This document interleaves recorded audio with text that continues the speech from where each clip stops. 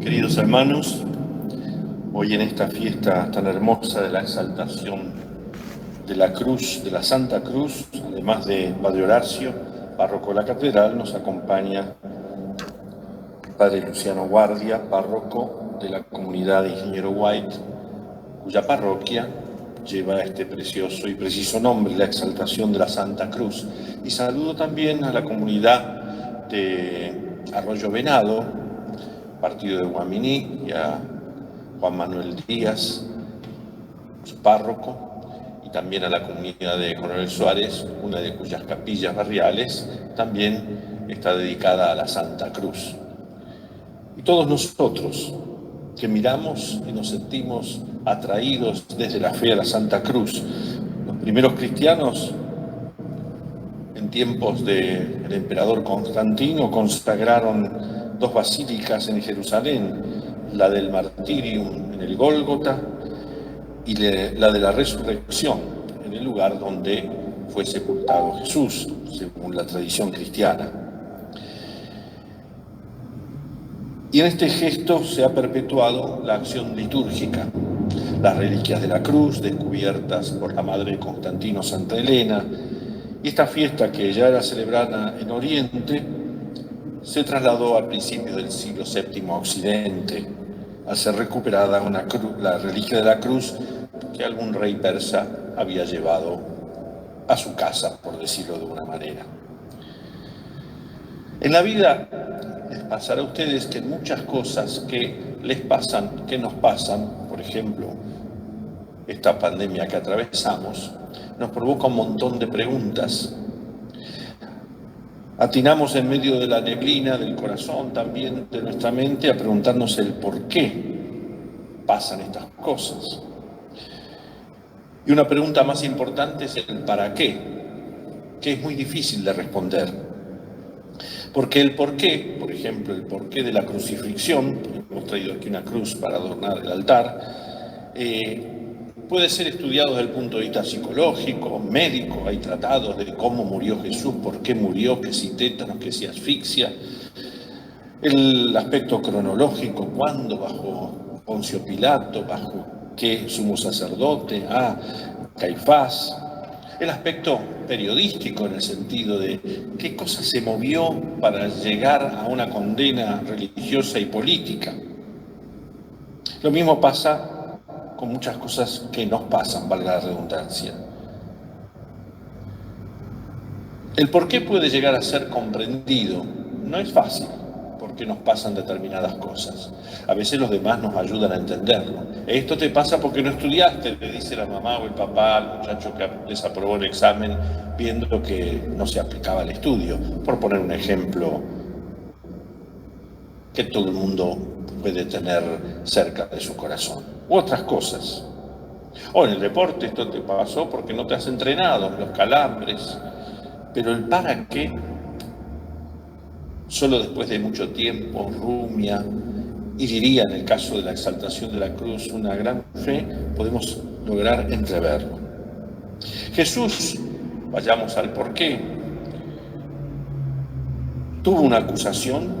Esa acusación por el modo de vivir mereció un juicio, y ese juicio, que fue religioso y político, mereció una condena. Hoy diríamos con el Facebook y esas cosas, un dedo para abajo, pero el César también bajaba el dedo, como diciendo, listo.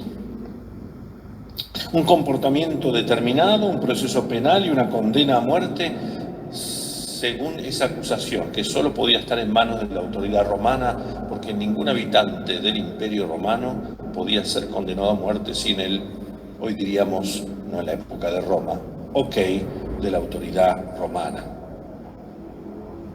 Y estas cosas que pasaron en la pasión son comprensibles aún para el no creyente, porque la muerte de Jesús en la cruz está atestiguada por muchas fuentes, no solo cristianas, sino paganas.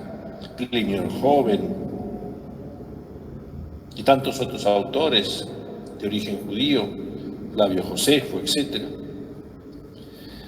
Hay testimonios escritos. Lo cierto es que Jesús fue condenado a muerte según el Sanedrín, que era la autoridad máxima religiosa, por su comportamiento respecto a la ley mosaica, respecto al templo de Jerusalén y a la observancia del sábado, por sintetizarlo. Esto en relación con las cosas santas, pero después, mala junta, con quienes andaba, dime con quién andas, te diré quién eres. Él se relacionaba con los paganos, con los publicanos, con los pequeños, los pobres, los pecadores. Y finalmente, la cereza de la condena, llamando a Dios, su Padre, ha blasfemado, merece morir. Pero a Roma, que no le interesan todas estas cosas de leyes sabáticas, templos, sábados, con quien se junta y que llame a Dios su Padre, los romanos terminan condenándolo porque también él, según el proceso que le presentan, no paga el impuesto al César, incita al pueblo a la rebelión y al llamarse así Rey Mesías, se coloca encima del verdadero divino rey que es el César. Debe morir. Según la ley, debe morir, le dice el Sanedrín a Pilato, o Caifás, o los sumos sacerdotes. Y según la ley romana también debe morir. Pero cuando Jesús se encuentra con los discípulos de Emaús después de la resurrección, les explica todo lo que ha ocurrido a la luz de la Escritura. Y cuando nosotros hacemos nuestra profesión de fe, decimos, murió, fue sepultado, murió crucificado, fue sepultado, según las Escrituras. Las Escrituras nos muestran algunas imágenes claras en el Antiguo Testamento que nos ayudan a comprender el por qué y ya atisbar el para qué. La figura del profeta que sufre por amor a su pueblo. El pueblo piensa que el profeta es un enemigo y lo mata o lo acusa injustamente. El caso de Jeremías es el más típico, pero muchos otros, porque les dice la verdad. Es el caso del justo. El justo es el que sufre injustamente de la acusación de los demás, falsas acusaciones, falsos delitos. ¿Cuántos hoy sufren de lo mismo? Y finalmente, en Isaías encontramos esos cánticos tan hermosos que releemos en la Semana Santa, el siervo de Dios. En la primera lectura que escuchamos, y es el himno a Filipenses, muy caro a la fe cristiana, que rezamos generalmente los sacerdotes religiosos, los consagrados que rezan el breviario todos los sábados a la tarde. En este prólogo, Pablo retoma un himno seguramente muy usado en la liturgia en su tiempo y dice que Jesús tomó la condición de siervo, justamente de siervo, con ese, el que sirve, el servidor. Es decir, se ha anonadado, como vaciado de sí mismo, asumiendo la realidad humana. Pero no solo en apariencia, como si se disfrazara de hombre, sino toda la realidad, reconocible y completa. Y asumida, primera obediencia, se sometió, fue obediente hasta la muerte y encima muerte de cruz, que era la pena más infamante del Imperio Romano. Pero luego leímos y fue exaltado. La palabra exaltado generalmente la usamos un poco mal y cuando decimos a alguien que está exaltado en el Evangelio también la aplican a Jesús. Es un exaltado, como uno que está fuera de sí. Pero la palabra exaltación que usa San Pablo y que usa esta fiesta significa aquello de, ¿se acuerdan el Magnificat de María? Y ahora que ya está entronizada, Dios enaltece a los humildes. La exaltación es cuando alguien es enaltecido. El Hijo del Hombre, Jesús, será enaltecido, exaltado a una realeza universal con un nombre que solo Dios podía tener. ¿Cuál es? Jesucristo es el Señor. Es el Señor. En griego, Kyrios. Cuando hacemos el rito penitencial decimos Señor ten piedad. Es como cuando decimos Kyrie eleison, Señor ten piedad. Christe eleison, Cristo ten piedad. El Mesías es el Señor. El Cristo es el Señor. El que tiene nombre sobre todo nombre, y se acordarán a Moisés que pregunta, decime tu nombre para que vaya al faraón. Soy el que soy. ¿Para qué ha muerto? Acabo de explicar un poco y este himno nos ayuda a entenderlo. Jesús dirá, nadie me quita la vida. Yo la ofrezco, yo la doy. Para eso he venido. Para eso he venido. He venido para dar la vida. Incluso usa un ejemplo que nos es muy caro y sencillo. Si el grano de trigo no cae en tierra y muere, no da fruto. No lo tenemos para coleccionar, lo tenemos para sembrar y cosechar. Y encima, Jesús dirá, vine para que tengan vida y la tengan en abundancia. Y si muere, muere por amor a su pueblo, no para enfrentar a su pueblo. Y este himno de la carta a los Filipenses así lo expresa. El anonadamiento precede a el enaltecimiento. En el Evangelio, que es parte de un hermosísimo diálogo de Jesús con Nicodemo, que fue a visitarlo de noche por temor a los judíos, él pertenecía al grupo selecto, pero él se da cuenta que no puede Jesús hacer las cosas que hace si Dios no está con él. Y fue a preguntárselo de noche. Un diálogo muy especial en el que Nicodemo interviene 3 veces y Jesús responde 3 veces. Típico del Evangelio de Juan. Lo reconocemos cuando dialoga con la samaritana, con los judíos, con Tomás en la última cena, con Pedro al final del Evangelio, en el Evangelio de Juan.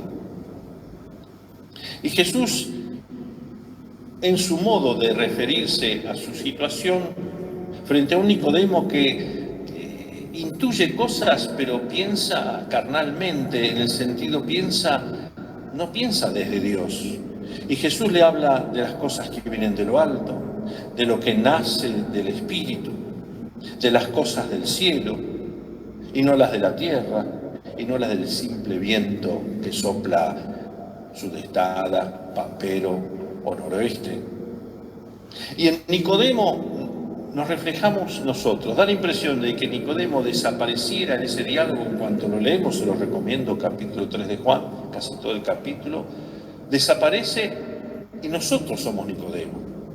Incluso Jesús a veces le dice, te aseguro, y después ustedes no aceptan, todos los que creen, como si desapareciera la individualidad de Nicodemo y estuviéramos nosotros ahí sentados. Todo el Evangelio de Juan es un evangelio de encuentros de Jesús con personas concretas.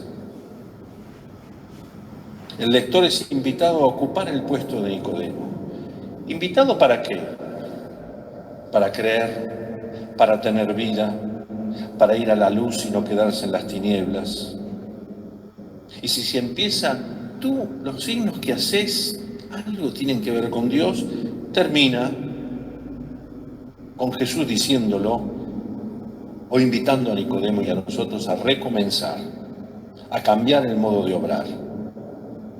Incluso en este texto tan bello que leyó el Padre Horacio, dice, es necesario que el Hijo del Hombre sea levantado en alto. Y ahí nos regala 3 para qué en ese texto. Para que todos los que creen en Él tengan vida eterna, para que todo el que cree en Él no muera, para que el mundo se salve por Él. Para no morir, para salvarse. Incluso más adelante en el Evangelio, cuando comienza a discutir de una manera bastante álgida y ríspida, complicada, de un enfrentamiento que da la impresión, y no da la impresión porque así termina ese capítulo 8, que lo van a apedrear, pero Jesús pasó en medio de ellos, no era la hora. Jesús les dice a los fariseos y doctores, cuando ustedes hayan levantado en alto al Hijo del Hombre, entonces sabrán que yo soy, y hay peor, porque yo soy es solo Dios. ¿Cómo le dijo la voz de Dios en la zarza ardiente a Moisés? Yo soy el que soy.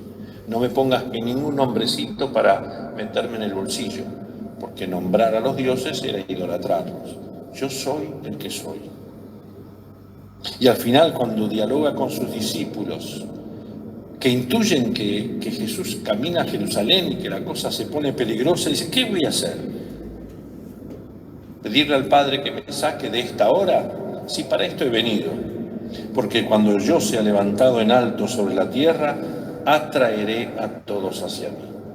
Y yo les pregunto, bueno, sinceramente, no es que viene ahora con la pregunta, cuando entramos a un templo, ¿qué cosa pasa en nosotros que enseguida, sí, visitamos los santos, a la Virgen, nos atrae la cruz?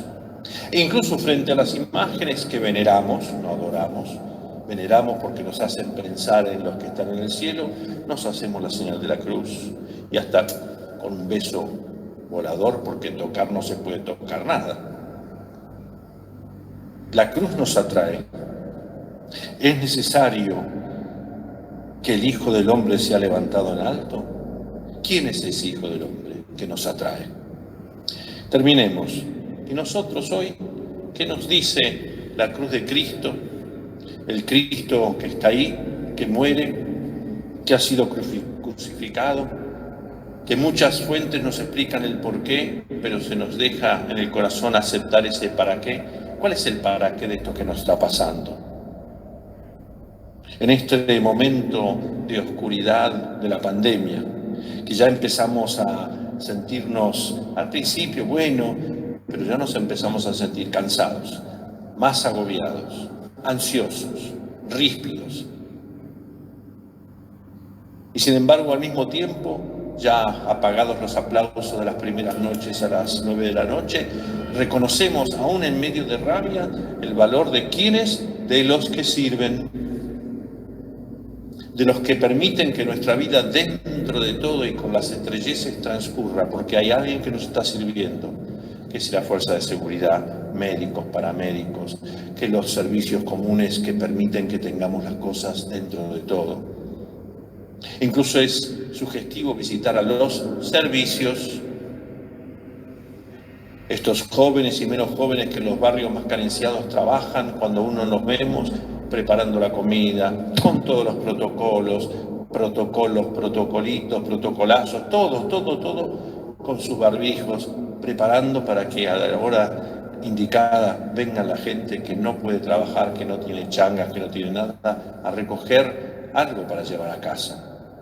Y esas jóvenes que preparan una feria americana para brindar, sobre todo en los tiempos que ya el frío está pasando, ropa. ¿Dónde están? ¿En qué primera plana de tu diario predilecto de internet están? No, están otros. Están si no se pone el barbijo el Papa, están si la estupidez de aquel o de aquella, están en las peleas inútiles de los que se supone que están elegidos por el pueblo para servirnos. No lo digo todos, pero eso es lo que al menos los diarios nos muestran. ¿Qué es lo que tenemos que hacer? Porque Nicodemo le pregunta indirectamente a Jesús qué hay que hacer. Y bueno, acercarse al dolor, acercarse a esta noche oscura, como tantos místicos hablan, pero ¿cómo? Desde abajo, de un modo encarnado. La única posibilidad de mirar a alguien desde arriba es cuando le tiendo la mano para levantarlo. Es la única que tenemos. El resto no sirve que mires a nadie desde arriba. Desde abajo y desde dentro, desde lo profundo, no desde un balcón o desde el estrecho margen de mi telefonito o mi computadora que me asoma al mundo, pero yo intacto estoy al seguro. Y desde cerca del acontecimiento, de la realidad, viviéndola, padeciéndola, en el contexto que nos toca, doloroso, ansioso, agudo, no en una burbuja, porque eso nos acerca a la verdad. Sensibilidad, compasión y misericordia. Decía que terminaba, no les mentí, pero quisiera compartir algunas solo palabras que tienen todas familiaridad con la palabra corazón. Acercarse con misericordia, que quiere decir un corazón que se abaja, como Cristo, es ser fieles a la concordia. ¿Qué es concordia? Un corazón juntos, dos corazones que se ponen de acuerdo, es concordia. Con coraje, que es la virtud de la fortaleza, que no es rompo todo ni golpearme el pecho como un gorila en la selva, sino coraje es el que descubre a su debilidad y sirve. Con cordura, que es sensatez, también es de la palabra de familia, de palabra de corazón, cordura. Con cordialidad, que es la mansedumbre. Y una palabra que me gusta mucho, la he repetido mucho, pero no está en castellano. Y los italianos la usan mucho, el cordoglio, que es el dolor del corazón compartido, que es más rica que la palabra condolencia o pésame. Sentir como propios los dolores y necesidades ajenas, no la mera lástima, como la usamos nosotros, que frente al dolor hacemos y nos damos vuelta. Cordoglio es esto. Jesús está ahí por amor y para que amemos. Feliz fiesta, especialmente a las comunidades de White, de Arroyo Venado y la capilla de la Exaltación de la Cruz en Coronel Suárez. Y de vuelta una exhortación a las autoridades para que comprendan también desde el servicio